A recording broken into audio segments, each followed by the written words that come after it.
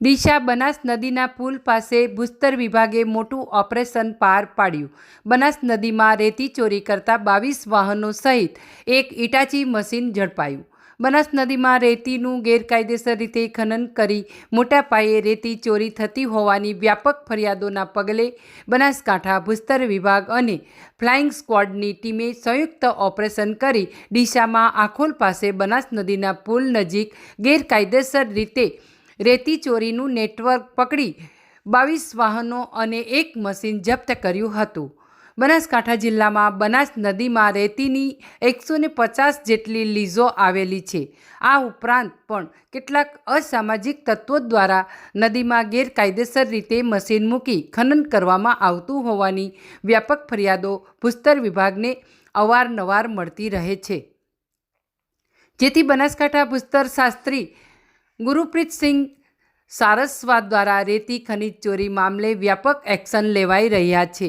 ભૂસ્તર વિભાગ દ્વારા થોડા સમય પહેલાં જ કાંકરેજ તાલુકાના અરણીવાડા ગામે રેતી ચોરી સામે રાજ્યનું સૌથી મોટું ઓપરેશન કરી 125થી વધુ વાહનો અને 8 જેટલા મશીનો જપ્ત કર્યા હતા।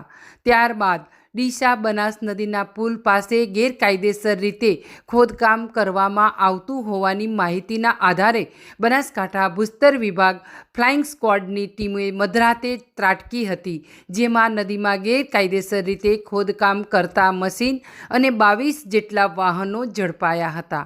આ અંગે બનાસકાંઠા ભૂસ્તર શાસ્ત્રી ગુરપ્રીતસિંહ સારસ્વતના જણાવ્યા મુજબ બનાસકાંઠા ભૂસ્તર વિભાગ અને ફ્લાઇંગ સ્ક્વોડની ટીમે સંયુક્ત કાર્યવાહી કરી ગેરકાયદેસર રીતે ખોદકામ થતું હોવાથી 22 ડમ્પર અને એક મશીન મળી કુલ અંદાજે ₹8 કરોડનો મુદ્દામાલ જપ્ત કરેલ છે।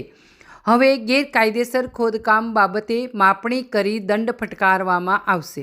નદીના પુલ અને વીજ પોલને નુકસાન થાય તે રીતે ખોદકામ કરતા હતા। ડીસામાં બનાસ નદીના પુલ પાસે છેલ્લા ઘણા સમયથી ગેરકાયદેસર રીતે ખોદકામ ચાલી રહ્યું હતું। ખોદકામ કરાતા બનાસ નદીના બ્રિજ તેમજ હેવી વીજ લાઇનના પુલને નુકસાન થાય તે રીતે ખોદકામ કરતા હોવાની ફરિયાદો મળી હતી।